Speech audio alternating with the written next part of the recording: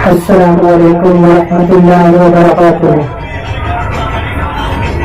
मेरा मोहतरम भाइयों, दोस्तों, बुजुर्गों और अजीज साथियों, मेरी और आपकी और क़यामत तक आने वाले इंसानों की कामयाबी अल्लाह ने अपने मुबारक दीन में रखी है। अल्लाह ताला ने हमारी और आपकी और क़यामत तक आने वाले इंसानों की कामयाबी जो रखी है वो अपने मुबारक दीन में रखी है। अल्लाह के नबी भी इसी दावत को देने के लिए इस दुनिया में आए हैं और ये दुनिया जो बनाई गई है भाई दोस्तों बुजुर्गों, वो हमारे आप सल्लल्लाहु अलैहि वसल्लम के सदके में बनी है। सल्लल्लाहु अलैहि वसल्लम के सदके में बनी है। अगर मोहम्मद न होते तो कुछ भी ना होता, न ये चरण होते न पहुंच होते। ये सब हमारे नबी के सदके में बनाए गए हैं। आप सल्लल्लाहु अलैहि वसल्लम के सदके में बनाए गए हैं सारी दुनिया। और अल्लाह के नबी क्या कहते थे कि आओ ईमान की तरफ, कलमा पढ़ लो कामयाब हो जाओगे, कलमा पढ़ लो कामयाब हो जाओगे। और ला इलाहा इल्लल्लाह। और जितना भी नबी भेजे गए दुनिया के अंदर इस दीन को फैलाने के लिए भेजे गए। कम इमाम 100 अम्बिया कहीं भेजे दुनिया में, किसलिए? इस दीन को फैलाने के लिए। जिस वक्त में नबी आते हैं उस वक्त में दावत देकर चले जाते हैं। और आप सल्लल्लाहु अलैहि वसल्लम ने सबसे अंत में आए और अपना कोई नबी आने वाला अब नबियों का दरवाजा जो है ना, आप सल्लल्लाहु अलैहि वसल्लम पर बंद हो चुका है। अब कोई नबी नहीं आने वाला। अब इस दीन को हमें और आपको फैलाना है। और हमारे नबी कहते थे कि इस दीन को हर कच्चे पक्के मकान में पहुंचा कर जब इस दुनिया से जाना है। और आप सल्लल्लाहु अलैहि वसल्लम इस दीन को आज सब कच्चे पक्के मकानों में पहुंचा दिया। और ये दीन कमजोर हो रहा है तो इसकी मेहनत हमारे और आपके सपुर्द है। अब कोई नबी नहीं आने वाला। नबूवत का दरवाजा आप सल्लल्लाहु अलैहि वसल्लम पर बंद हो चुका है। अब कोई नबी नहीं आने वाला। अब हमें और आपको इस दीन को आगे फैलाना है। हमें इस दीन की दावत देनी है। जैसे आप सल्लल्लाहु अलैहि वसल्लम घर घर जाके दावत देते थे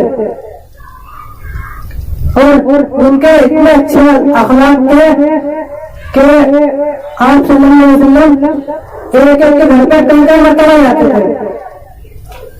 अपने चाचा के घर पर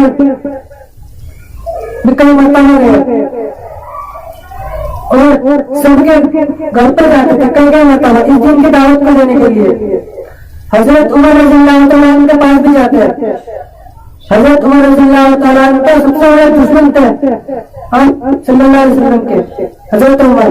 और जिस वक्त ईमान लेकर आए तो हजरत उमर ने कह दिया कि मैं नबी के साथ हूँ। क्यों? क्योंकि उनको दीन समझ में आ चुका था।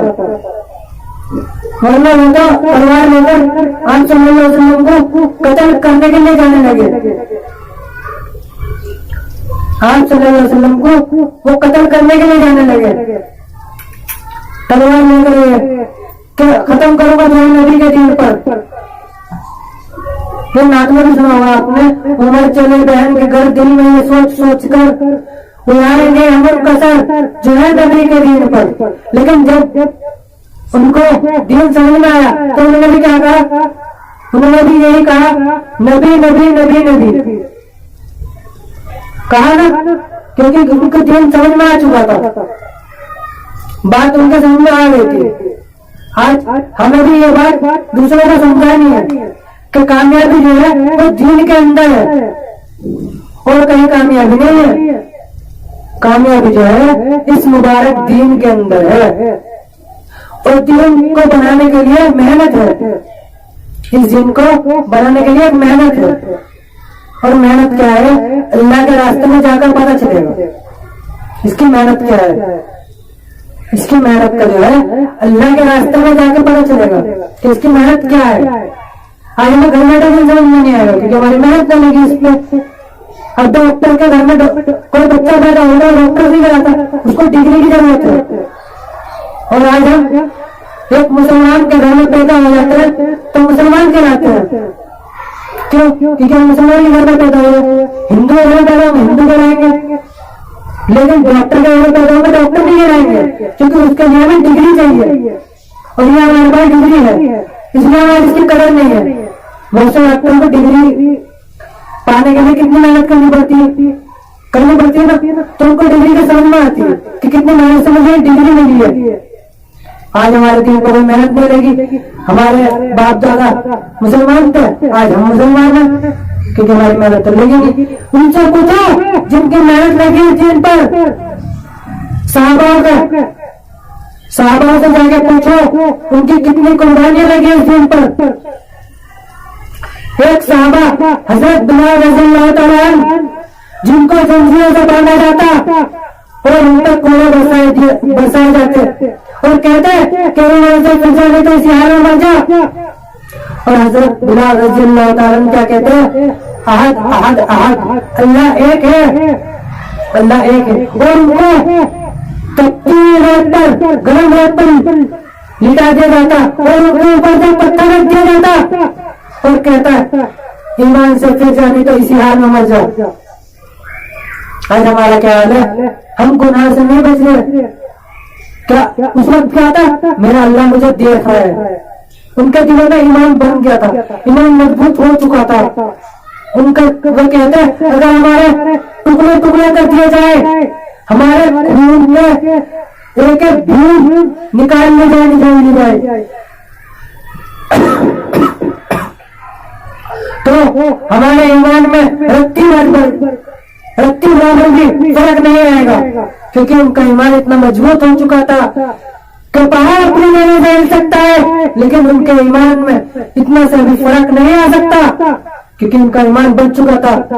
हजरत खब्बाब रज़ियल्लाहु तआला अन्हु उनको कोयले पर घसीटा जाता। जिस वक्त उमर रज़ियल्लाहु तआला अन्हु ईमान लेकर आए तो हजरत खब्बाब रज़ियल्लाहु तआला अन्हु से पूछा कि जिस वक्त तुम ईमान ले गए तो ऊपर क्या बनी?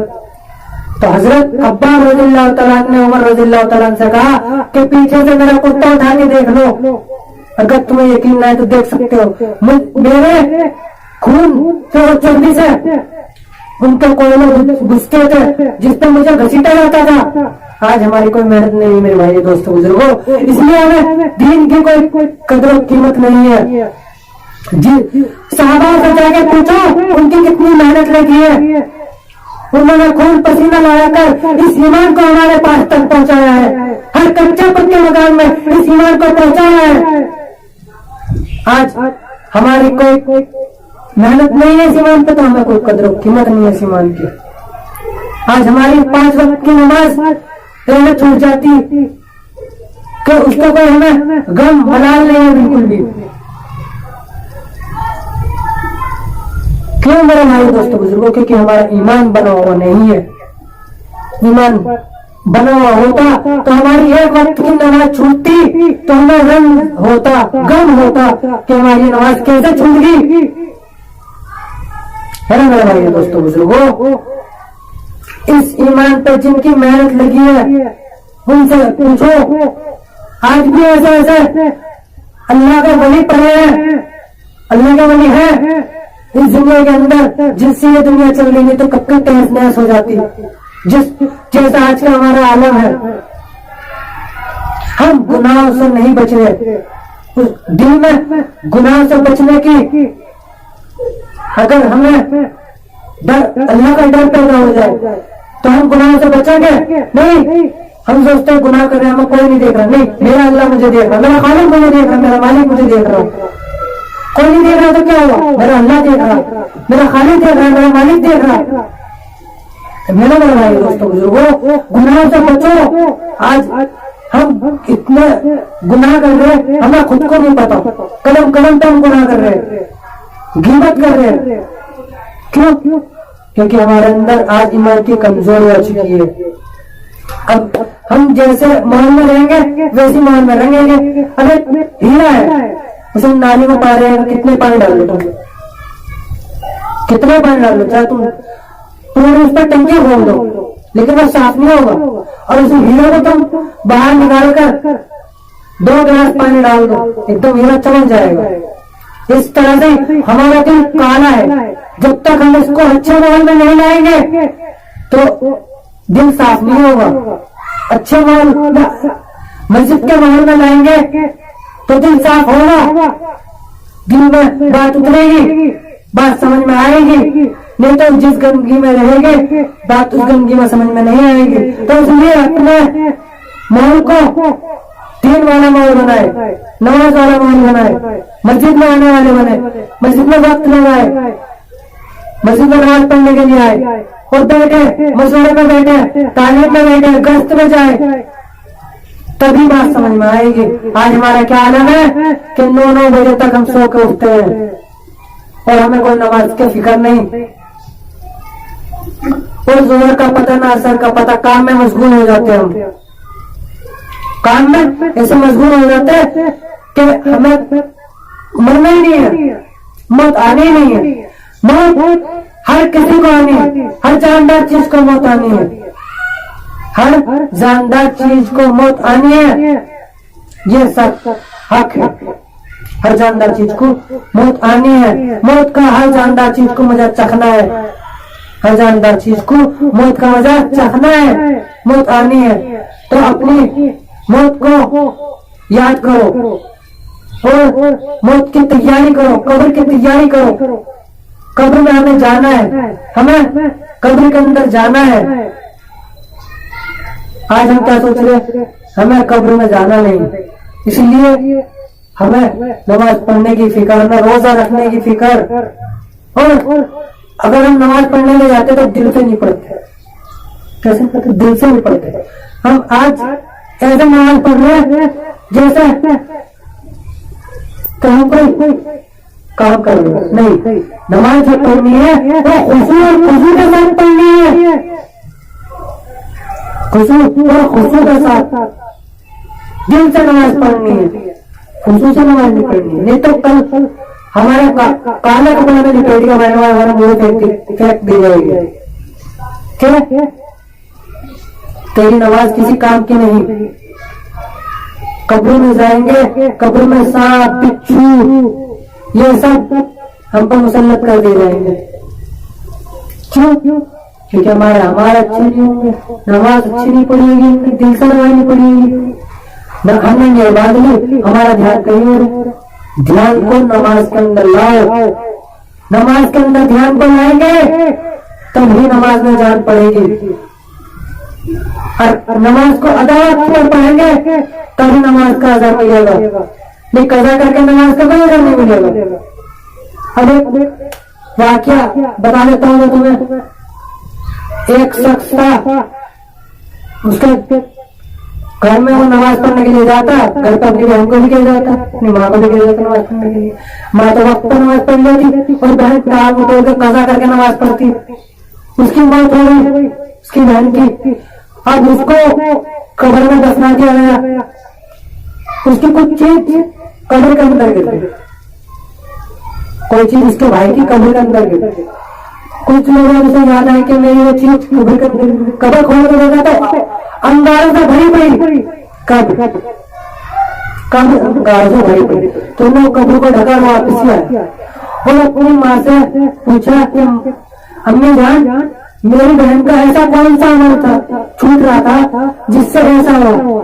तो उनकी अम्मी ने जवाब दिया, वो ये था कि तुम्हारी बहन सारे अमल अच्छे करती थी, बस नमाज कज़ा करके पढ़ती थी, तो इसलिए उसकी कब्र में ये अंगारे हैं कज़ा करने के ऊपर। नमाज छोड़ी नहीं है, कज़ा की है। जो भी है नमाज छोड़ने का क्या आलम होगा? उससे कब्र के आजाद से बचो, उस शराब के रास्ते पे गुजरने से डरो। वो बाल से ज्यादा बारीक है और तलवार से ज्यादा तेज है, जो कि जहन्नम के ऊपर बिछा हुआ है। तो शराब का रास्ता इतना मुश्किल है मेरे भाइयों, दोस्तों, बुजुर्गों। उस पर अगर अच्छे अमल होंगे तो बिजली की तरह गुजर जाओगे, वरना मेरे भाइयों दोस्तों बुजुर्गों उस पर चलकर कट कट कर गिरोगे। क्यों? क्योंकि हमारे अमाल अच्छे नहीं होंगे। आज हमारे दिलों के अंदर जो है ना, वो अपने भाई के लिए नफरत पैदा हो चुकी है। क्यों? क्योंकि हमारे अंदर दीन नहीं है। उस दीन जो था वो सहाबा के अंदर था, और वो कैसा दीन था? वो ऐसा था कि अपने भाई से पहले पानी पीना गवारा ना किया और अपनी जान दे दी। क्यों? क्योंकि उनके अंदर इकराम था। आज हमारे दिलों के अंदर से इकराम निकल चुका है, इसलिए आज हमारे अंदर जोर नहीं है। जोर पैदा जब होगा जब हमारे अंदर इकराम आएगा, इकराम करने वाले बनेंगे।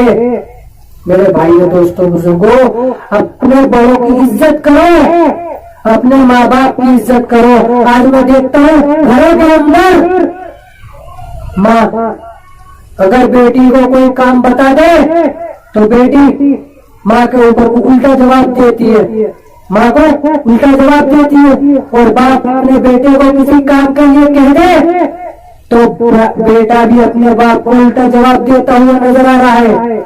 तो क्यों है? क्योंकि आज हमारे दिलों के अंदर से दीन निकल चुका है। और दिलों के अंदर से दीन क्यों निकल चुका है? क्योंकि हम आज दीन से बहुत दूर जा चुके हैं। एक लाइट होती ना, लाइट, अब उसको तुम जलाओगे, जितना उससे दूर होगे उतनी रोशनी कम होगी, और जितना उसके पास रहोगे उतनी रोशनी ज्यादा रहेगी। तो आज वही आलम है, जितना हम मस्जिद से दूर रहेंगे उतना हमारे पास रोशनी कम आएगी दीन की, और जितना मस्जिद के करीब रहेंगे तो इतनी हमारे अंदर मस्जिद का नूर आएगा। इसलिए मस्जिद में जाने वाले बनो, और जुमे के टाइम पर मेरे भाई दोस्तों बुजुर्गों जुमे की अजान होते चले जाए करो।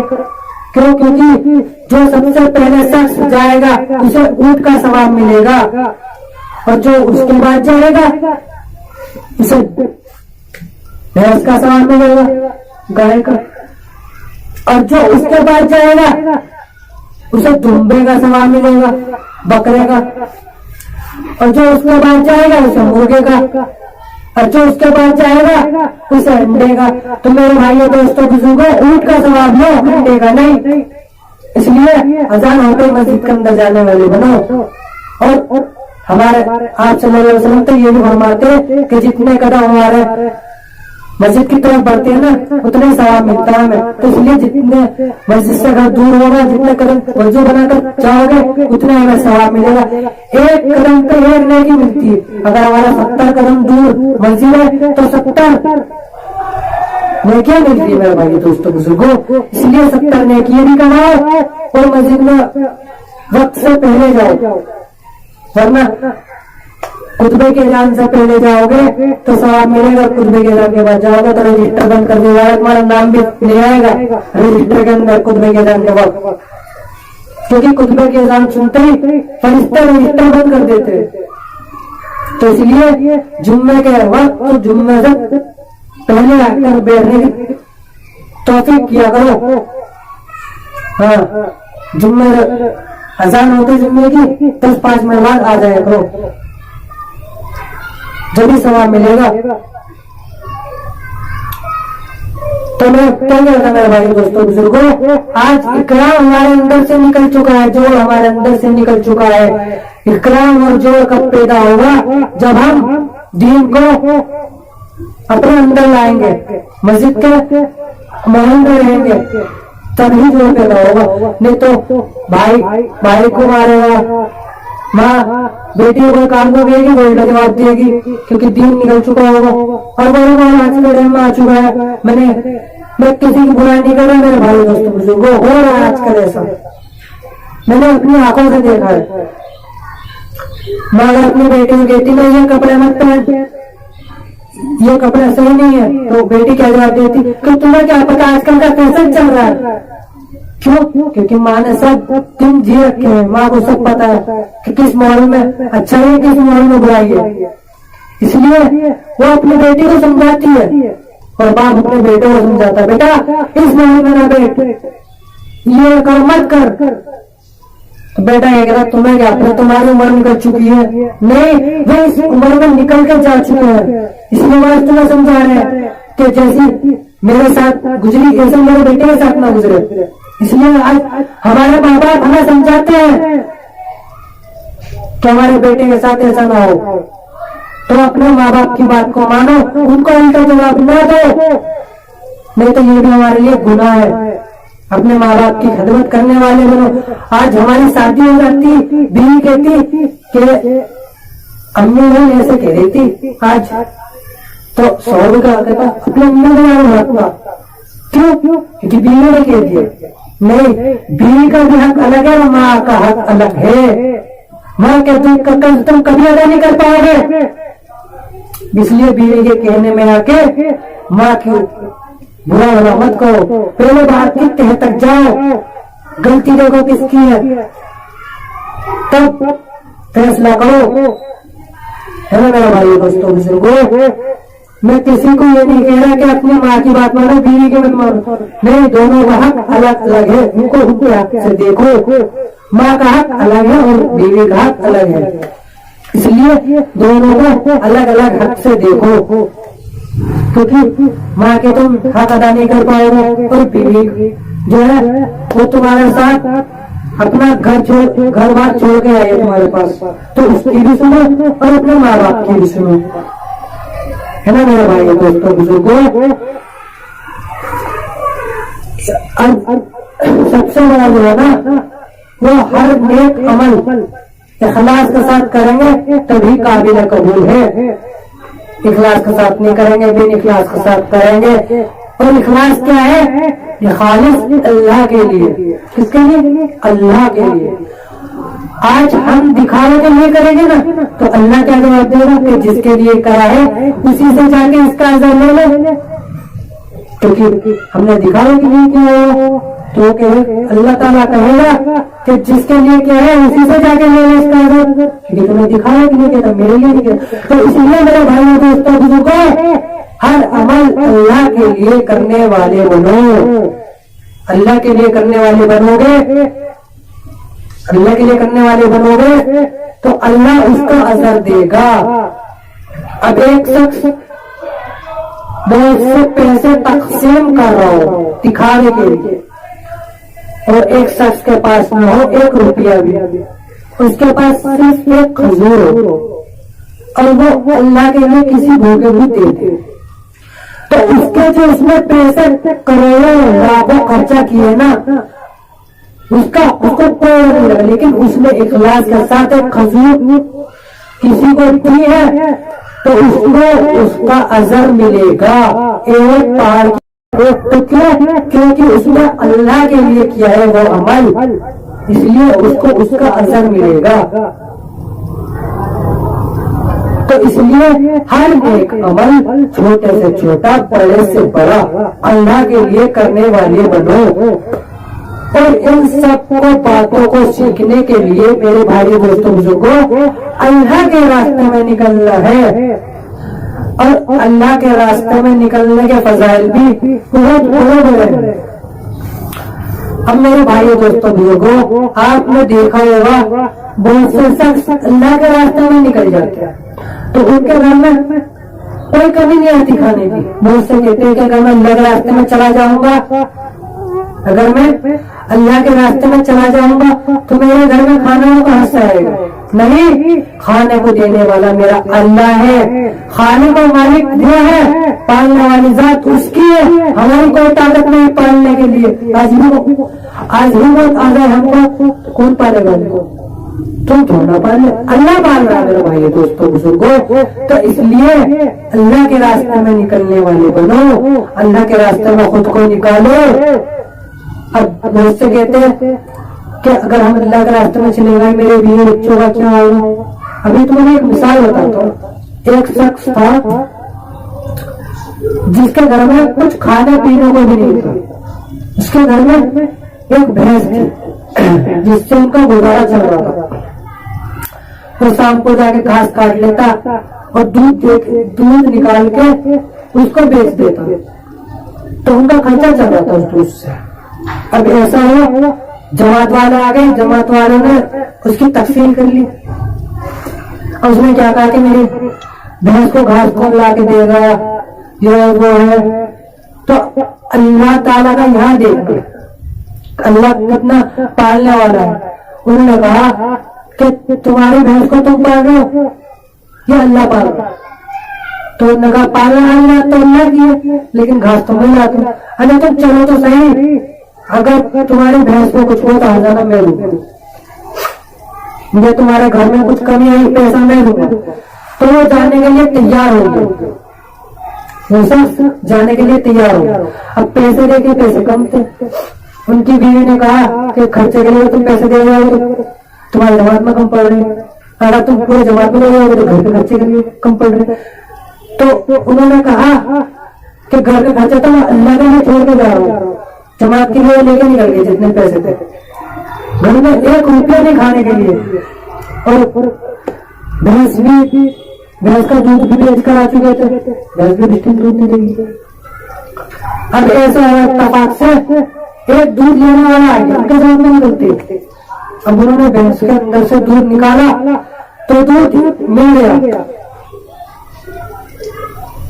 तो इतना कि उन्होंने दूध बेचा भी और अपने घर में भी बच गया इतना दूध। तो ये कैसी बरकत थी? ये अल्लाह ने डाली थी, उसके थनों में बरकत, अल्लाह के रास्ते की बरकत थी ये। तो इसलिए मेरे भाई दोस्तों बुजुर्गों, अल्लाह के रास्ते में निकलने वाले बनो। अल्लाह के रास्ते में निकलोगे तभी बात समझ में आएगी।